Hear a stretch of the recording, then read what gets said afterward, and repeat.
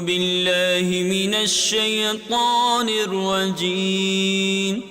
بسم الله الرحمن الرحيم. قال ألم أقل لك إنك لن تستطيع معي صبرا. قال إن سألتك عن شيء بعدها فلا تصاحبني قد بلغت من لدني عذرا. فانطلقا حتى إذا أتيا أهل قرية استطعما أهلها فأبوا أن يضيفوهما فوجدا فيها جدارا يريد أن ينقض فأقامه. قال لو شئت لاتخذت عليه أجرا. قال هذا فراق بيني وبينك سأنبئك بتأويل ما لم تستطع عليه صبرا. أما السفينة فكانت لمساكين يعملون في البحر فأردت أن أعيبها وكان وراءهم ملك يأخذ كل سفينة غصبا. وأما الغلام فكان أبواه مؤمنين فخشينا أن يرهقهما طغيانا وكفرا. فأردنا أن يبدلهما ربهما خيرا منه زكاة وأقرب رحما. وأما الجدار فكان لغلامين يتيمين في المدينة وكان تحته كنز لهما وكان أبوهما صالحا. فأراد ربك أن يبلغا أشدهما ويستخرجا كنزهما رحمة من ربك وما فعلته عن أمري ذلك تأويل ما لم تستع عليه صبرا. ويسألونك عن ذي القرنين قل سأتلو عليكم منه ذكرا. إنا مكنا له في الأرض وآتيناه من كل شيء سببا فأتبع سببا حتى إذا بلغ مغرب الشمس وجدها تغرب في عين حمئة ووجد عندها قوما. قلنا يا ذا القرنين إما أن تعذب وإما أن تتخذ فيهم حسنا. قال أما من ظلم فسوف نعذبه ثم يرد إلى ربه فيعذبه عذابا نكرا. وأما من آمن وعمل صالحا فله جزاء الحسنى وسنقول له من أمرنا يسرا. ثم أتبع سببا حتى إذا بلغ مطلع الشمس وجدها تطلع على قوم لم نجعل لهم من دونها سترا. كذلك وقد أحطنا بما لديه خبرا. ثم أتبع سببا حتى إذا بلغ بين السدين وجد من دونهما قوما لا يكادون يفقهون قولا. قالوا يا ذا القرنين إن يأجوج ومأجوج مفسدون في الأرض فهل نجعل لك خرجا على أن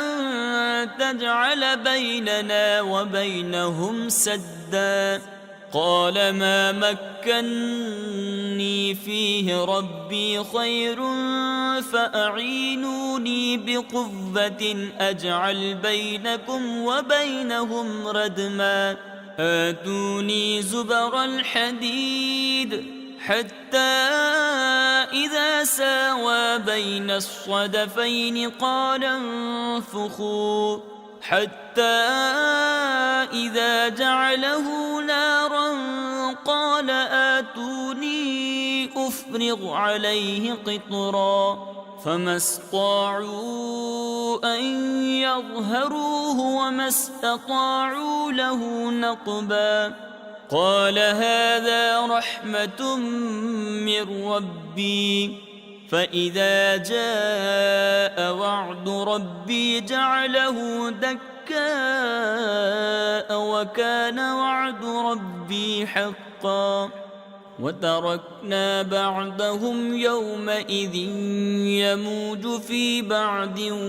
ونفخ في الصور فجمعناهم جمعا وعرضنا جهنم يومئذ للكافرين عرضا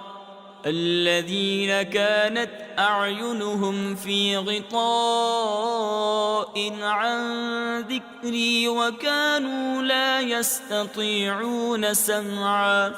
أفحسب الذين كفروا أن يتخذوا عبادي من دوني أولياء إنا أعتدنا جهنم للكافرين نزلا قل هل ننبئكم بالأخسرين أعمالا الذين ضل سعيهم في الحياة الدنيا وهم يحسبون أنهم يحسنون صنعا أولئك الذين كفروا بآيات ربهم ولقائه فحبطت أعمالهم فلا نقيم لهم يوم القيامة وزنا ذلك جزاؤهم جهنم بما كفروا واتخذوا آياتي ورسلي هزوا إن الذين آمنوا وعملوا الصالحات كانت لهم جنات الفردوس نزلا خالدين فيها لا يبغون عنها حولا قل لو كان البحر مدادا لكلمات ربي لنفد البحر قبل أن تنفد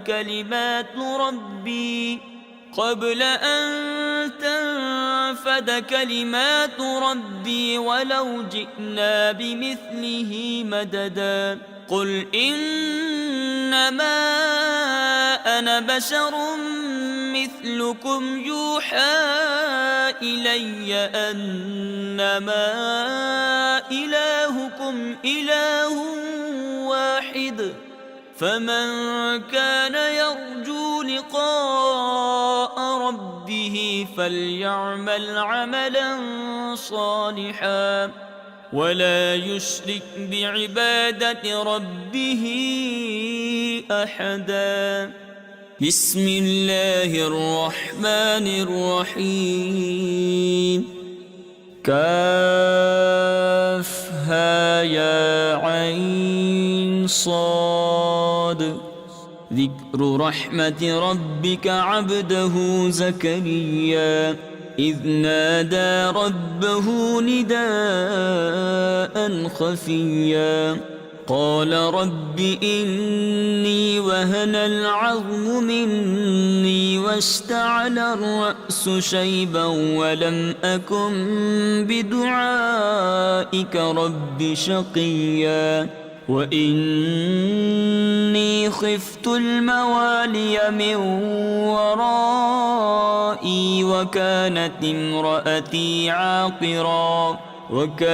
امرأتي عاقرا فهب لي من لدنك وليا يرثني ويرث من آل يعقوب واجعله رب رضيا. يا زكريا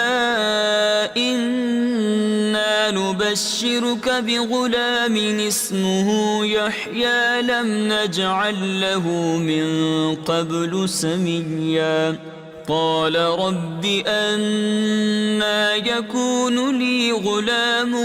وكانت امرأتي عاقرا وقد بلغت من الكبر عتيا. قال كذلك قال ربك هو علي هين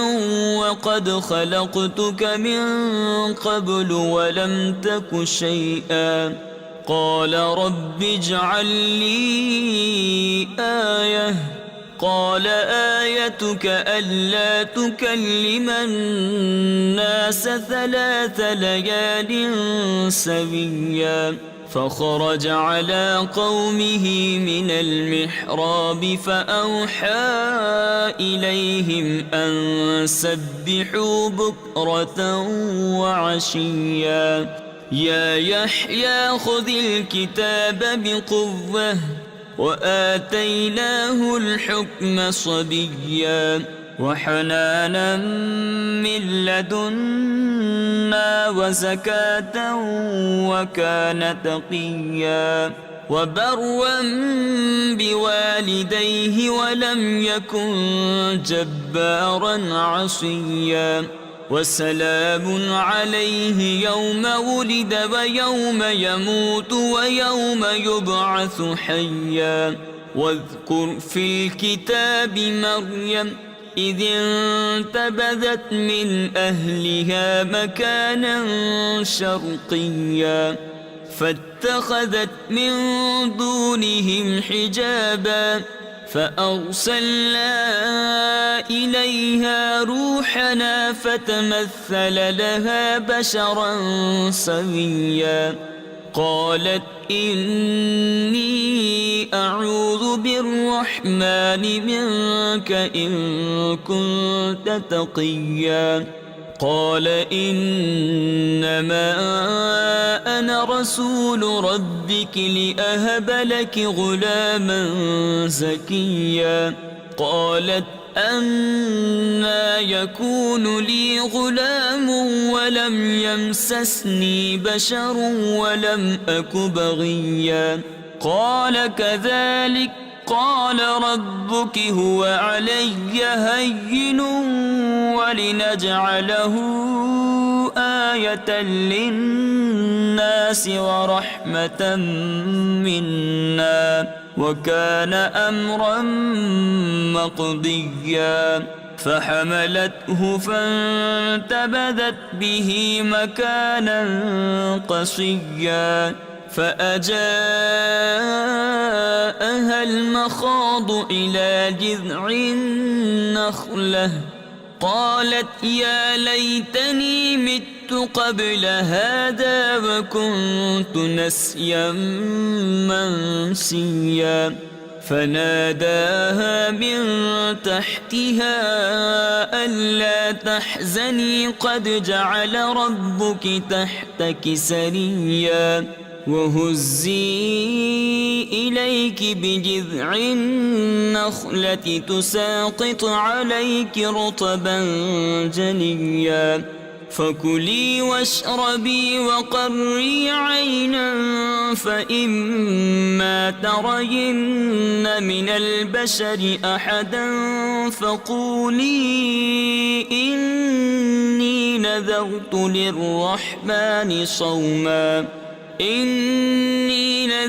للرحمن صوما فلن أكلم اليوم إنسيا. فأتت به قومها تحمله قالوا يا مريم لقد جئت شيئا فريا يا أخت هارون ما كان أبوك امرأ سوء وما كانت أمك بغيا فأشارت إليه قالوا كيف نكلم من كان في المهد صبيا قال إني عبد الله آتاني الكتاب وجعلني نبيا وجعلني مباركا أينما كنت وأوصاني بالصلاة والزكاة ما دمت حيا وبرا بوالدتي ولم يجعلني جبارا شقيا والسلام علي يوم ولدت ويوم أموت ويوم أبعث حيا ذلك عيسى ابن مريم قول الحق الذي فيه يمترون ما كان لله أن يتخذ من ولد سبحانه إذا قضى أمرا فإنما يقول له كن فيكون وإن الله ربي وربكم فاعبدوه هذا صراط مستقيم فاختلف الأحزاب من بينهم فويل للذين كفروا من مشهد يوم عظيم أسمع بهم وأبصر يوم يأتوننا لكن الظالمون اليوم في ضلال مبين وأنذرهم يوم الحسرة إذ قضي الأمر وهم في غفلة وهم لا يؤمنون إنا نحن نرث الأرض ومن عليها وإلينا يرجعون واذكر في الكتاب إبراهيم إنه كان صديقا نبيا إذ قال لأبيه يا أبت لم تعبد ما لا يسمع ولا يبصر ولا يغني عنك شيئا يا أبت إني قد جاءني من العلم ما لم يأتك فاتبعني أهدك صراطا سويا يا أبت لا تعبد الشيطان إن الشيطان كان للرحمن عصيا يا أبت إني أخاف أن يمسك عذاب من الرحمن فتكون للشيطان وليا قال أراغب أنت عن آلهتي يا إبراهيم لئن لم تنته لأرجمنك واهجرني مليا قال سلام عليك سأستغفر لك ربي إنه كان بي حفيا وأعتزلكم وما تدعون من دون الله وأدعو ربي عسى ألا أكون بدعاء ربي شقيا فلما اعتزلهم وما يعبدون من دون الله وهبنا له إسحاق ويعقوب وكلا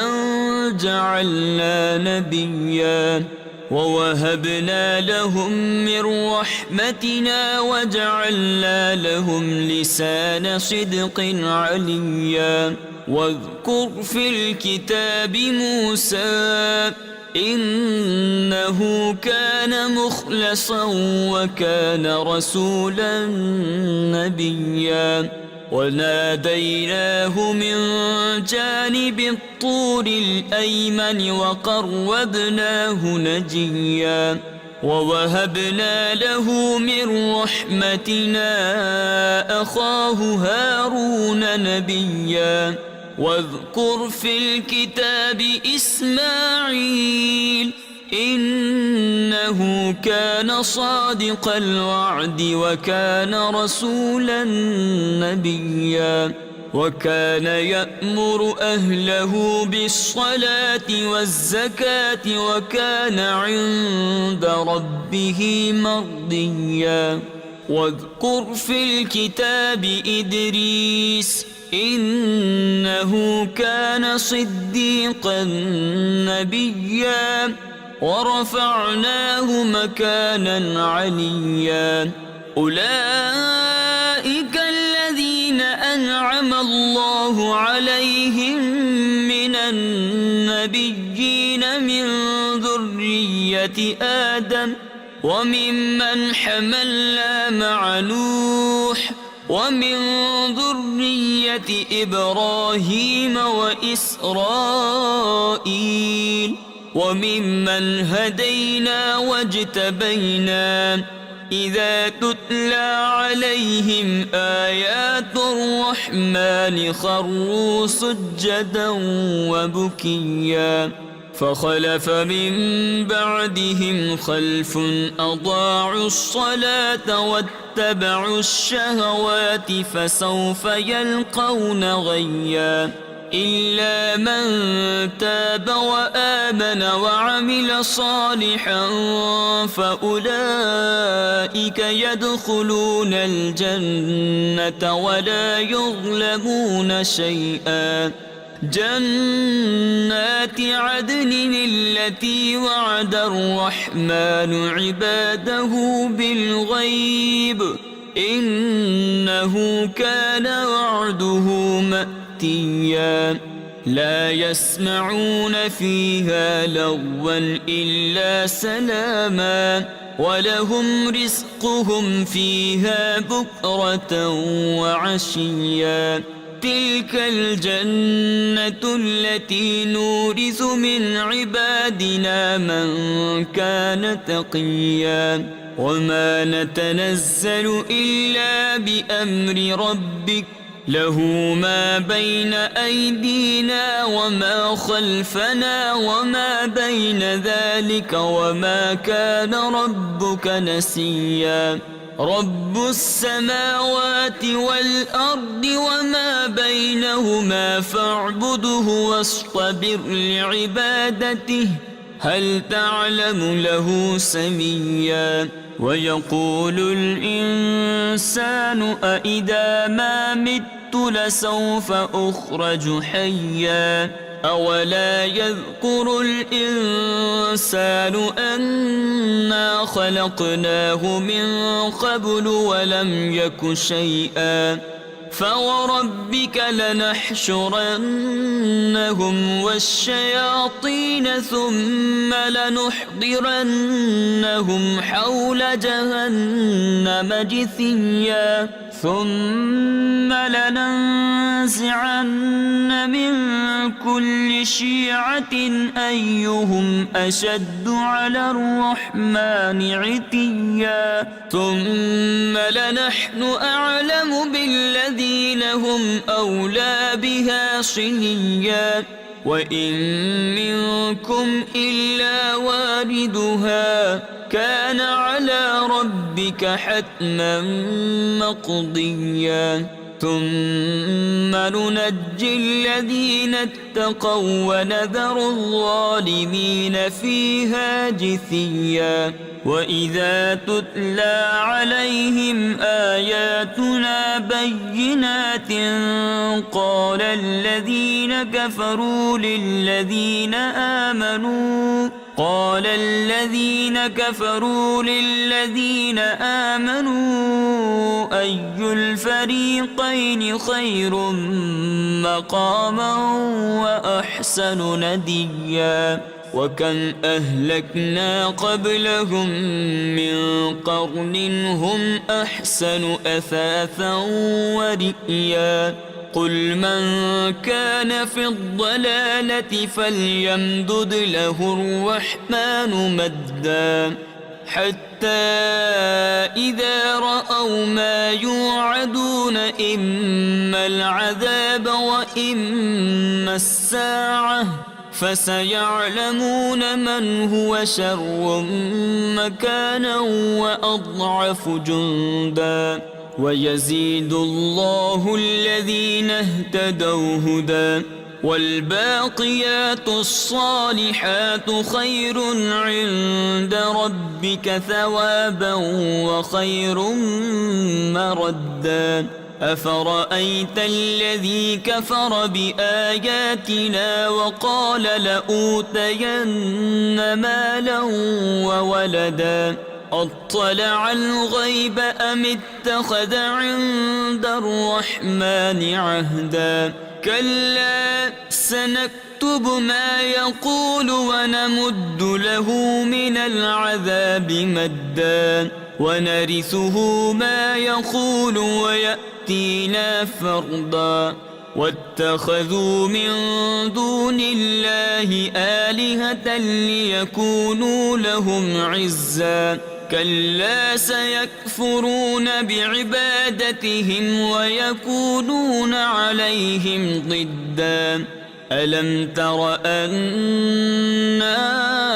أرسلنا الشياطين على الكافرين تؤزهم أزا فلا تعجل عليهم إنما نعد لهم عدا يوم نحشر المتقين إلى الرحمن وفدا ونسوق المجرمين إلى جهنم وردا لا يملكون الشفاعة إلا من اتخذ عند الرحمن عهدا وقالوا اتخذ الرحمن ولدا لقد جئتم شيئا إدا تكاد السماوات يتفطرن منه وتنشق الأرض وتخر الجبال هدا أن دعوا للرحمن ولدا وما ينبغي للرحمن أن يتخذ ولدا إن كل من في السماوات والأرض إلا آتي الرحمن عبدا لقد أحصاهم وعدهم عدا وكلهم آتيه يوم القيامة فردا إن الذين آمنوا وعملوا الصالحات سيجعل لهم الرحمن ودا فإنما يسرناه بلسانك لتبشر به المتقين وتنذر به قوما لدا وكم أهلكنا قبلهم من قرن هل تحس منهم من أحد أو تسمع لهم ركزا بسم الله الرحمن الرحيم طه ما أنزلنا عليك القرآن لتشقى إلا تذكرة لمن يخشى تنزيلا ممن خلق الأرض والسماوات العلى الرحمن على العرش استوى له ما في السماوات وما في الأرض وما بينهما وما تحت الثرى وإن تجهر بالقول فإنه يعلم السر وأخفى الله لا إله إلا هو له الأسماء الحسنى وهل أتاك حديث موسى إذ رأى نارا فقال لأهلهم كثوا إني آنست نارا لعلي آتيكم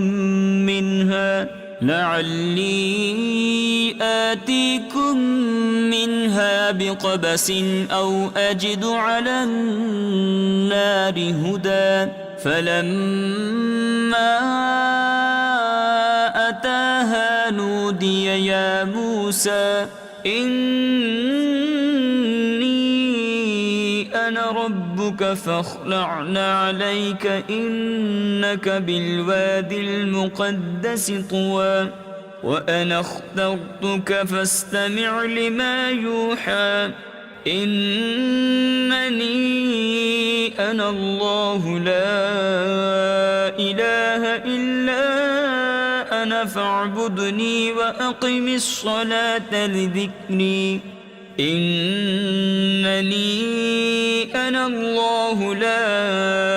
إله إلا أنا فاعبدني وأقم الصلاة لذكري إن الساعة آتية أكاد أخفيها لتجزى كل نفس بما تسعى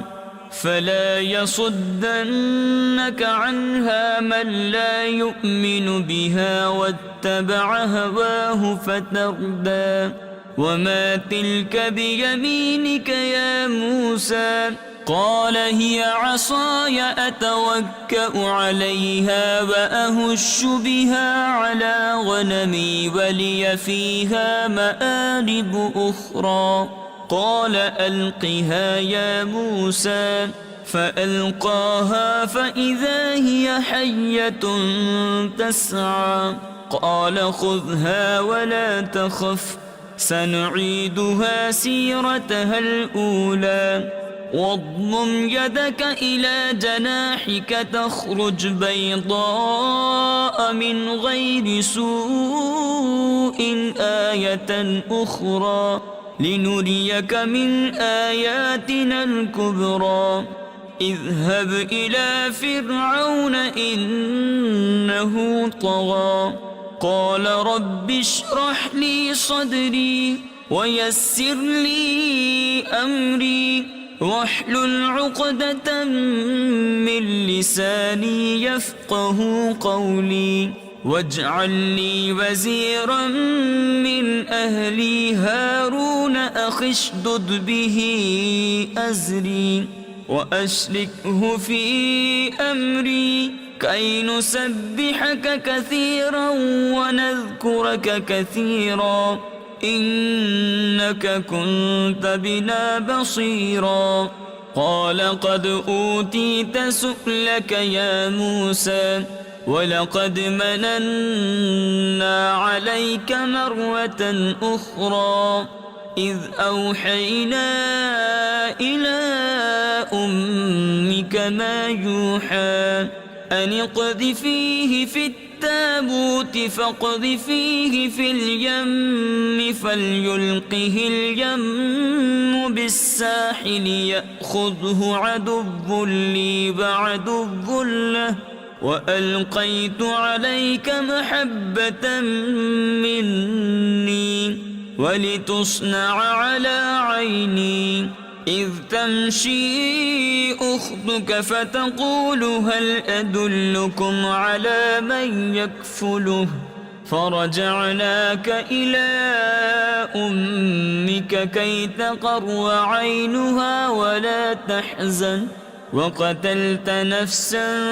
فنجيناك من الغم وفتناك فتونا فلبثت سنين في أهل مدين ثم جئت على قدر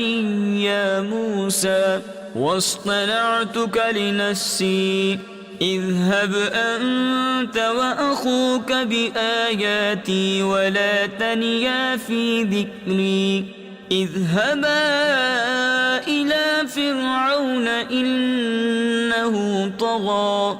فقولا له قولا لينا لعله يتذكر أو يخشى قال ربنا إننا نخاف أن يفرط علينا أو أن يطغى قال لا تخافا إنني معكما أسمع وأرى فأتياه فقولا إنا رسولا ربك فأرسل معنا بني إسرائيل ولا تعذبهم قد جئناك بآية من ربك والسلام على من اتبع الهدى إنا قد أوحي إلينا أن العذاب على من كذب وتولى قال فمن ربكما يا موسى قال ربنا الذي أعطى كل شيء خلقه ثم هدى قال فما بال القرون الأولى قال علمها عند ربي في كتاب لا يضل ربي ولا ينسى الذي جعل لكم الأرض مهدا وسلك لكم فيها سبلا وأنزل من السماء ماء فأخرجنا به أزواجا من نبات شتى كلوا وارعوا أنعامكم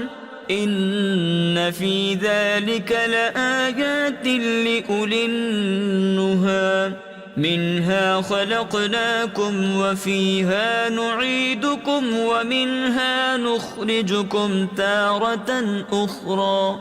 ولقد أريناه آياتنا كلها فكذب وأبى قال أجئتنا لتخرجنا من أرضنا بسحرك يا موسى فلنأتينك بسحر مثله فاجعل بيننا وبينك موعدا لا نخلفه نحن ولا أنت مكانا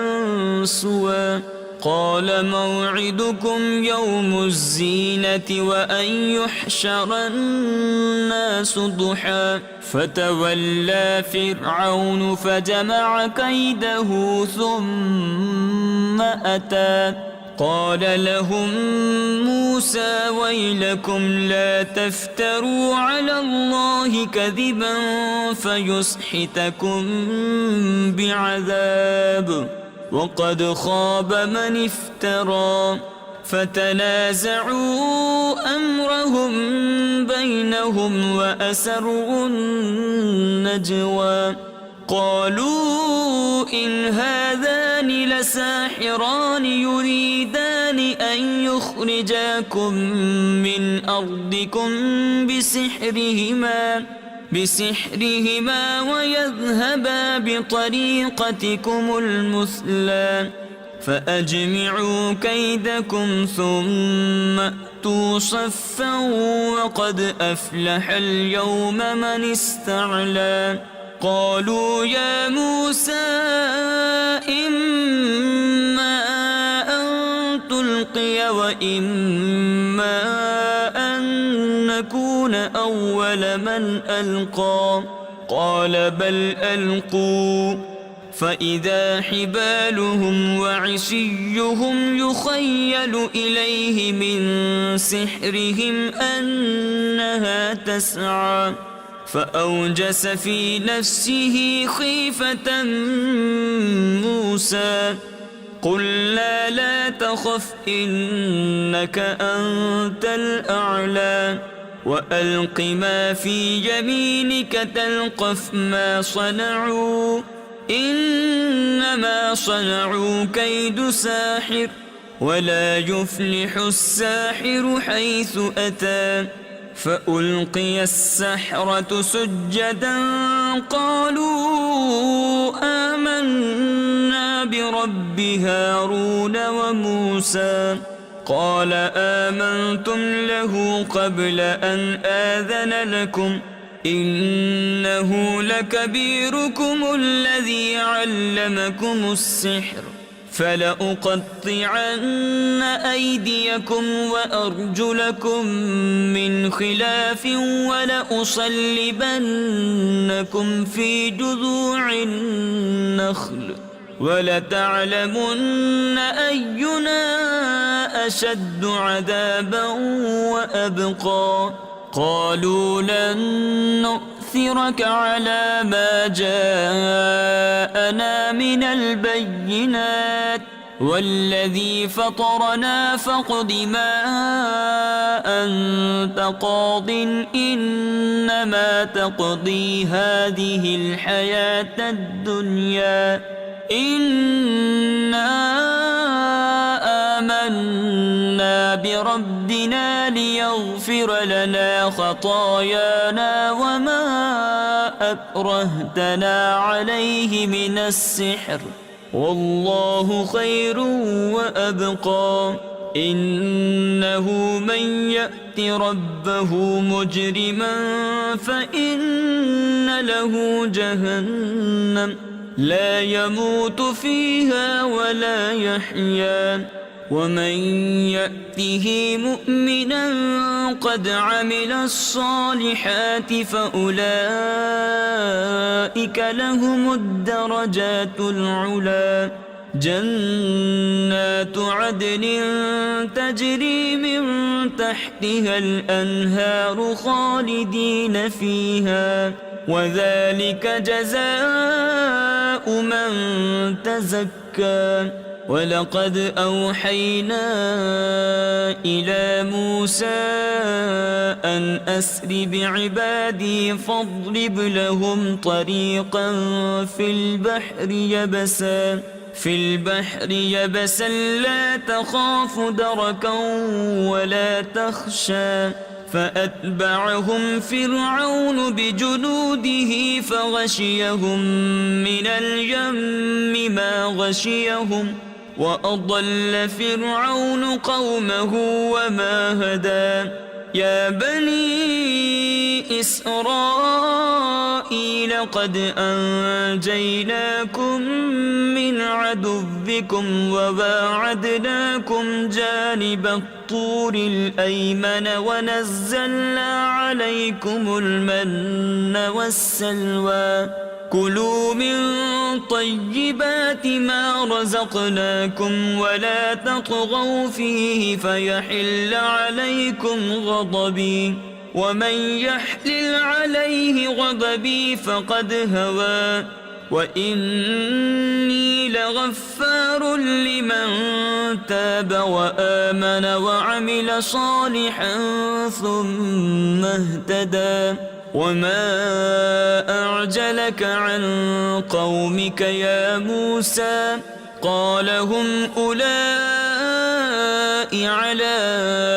أثري وعجلت إليك رب لترضى. قال فإنا قد فتنا قومك من بعدك وأضلهم السامري.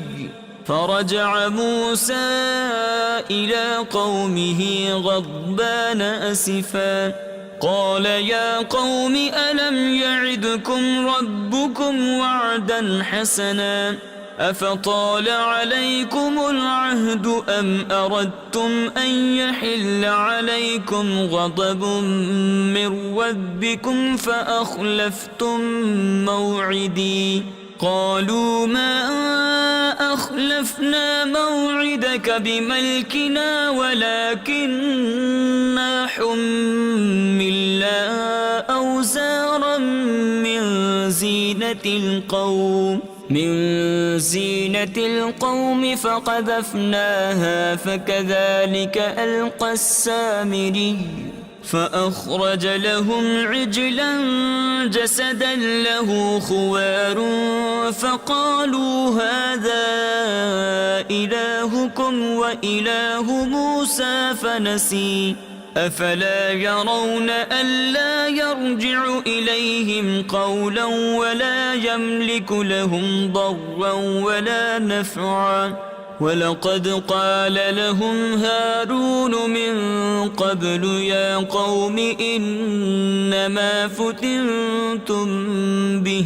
وإن ربكم الرحمن فاتبعوني وأطيعوا أمري قالوا لن نبرح عليه عاكفين حتى يرجع إلينا موسى قال يا هارون ما منعك إذ رأيتهم ضلوا ألا تتبعني أفعصيت أمري قال يا ابن أم لا تأخذ بلحيتي ولا برأسي إني خشيت أن تقول فرقت بين بني إسرائيل ولم ترقب قولي قال فما خطبك يا سامري قال بصرت بما لم يبصروا به فقبضت قبضة من أثر الرسول فنبذتها وكذلك سولت لي نفسي قال فاذهب فإن لك في الحياة أن تقول لا مساس وإن لك موعدا لن تخلفه وانظر إلى إلهك الذي ظلت عليه عاكفا لنحرقنه ثم لننسفنه في اليم نسفا إنما إلهكم الله الذي لا إله إلا هو وسع كل شيء علما كذلك نقص عليك من أنباء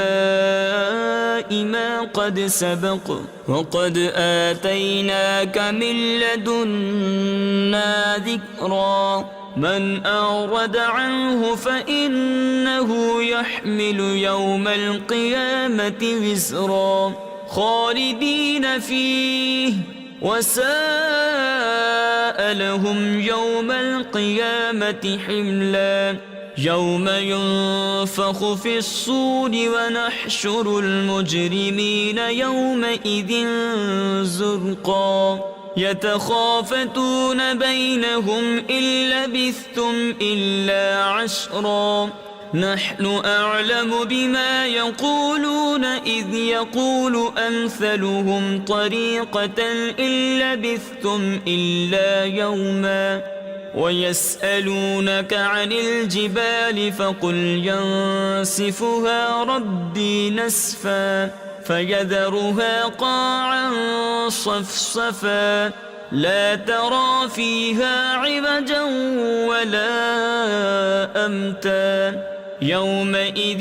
يتبعون الداعي لا عوج له وخشعت الأصوات للرحمن فلا تسمع إلا همسا يومئذ لا تنفع الشفاعة إلا من أذن له الرحمن ورضي له قولا يعلم ما بين أيديهم وما خلفهم ولا يحيطون به علما وعنت الوجوه للحي القيوم وقد خاب من حمل ظلما ومن يعمل من الصالحات وهو مؤمن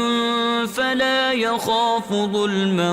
ولا هضما وكذلك أنزلناه قرآنا عربيا وصرفنا فيه من الوعيد لعلهم يتقون أو يحدث لهم ذكرا فتعالى الله الملك الحق ولا تعجل بالقرآن من قبل أن يقضى إليك وحيه وقل رب زدني علما ولقد عهدنا إلى آدم من قبل فنسي ولم نجد له عزما وإذ قلنا للملائكة اسجدوا لآدم فسجدوا إلا إبليس أبى فقلنا يا آدم إن هذا عدو لك ولزوجك فلا يخرجنكما من الجنة فتشقى إن لك ألا تجوع فيها ولا تعرى وأنك لا تظمأ فيها ولا تضحى فوسوس إليه الشيطان قال يا آدم هل أدلك على شجرة الخلد وملك لا يبلى فأكلا منها فبدت لهما سوآتهما وطفقا يخصفان عليهما من ورق الجنة وعصى آدم ربه فغوى ثم اجتباه ربه فتاب عليه وهدى قال اهبطا منها جميعا بعضكم لبعض عدو فإما يأتينكم مني هدى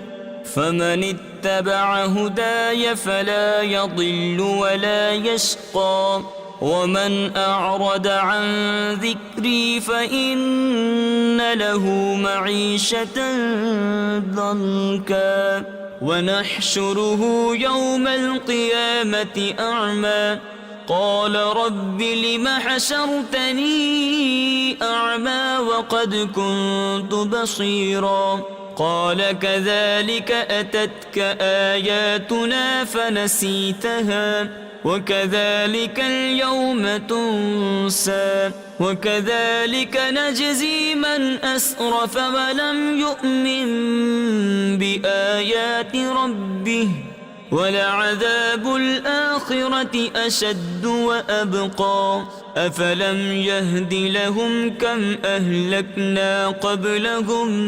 من القرون يمشون في مساكنهم إن في ذلك لآيات لأولي النهى ولولا كلمة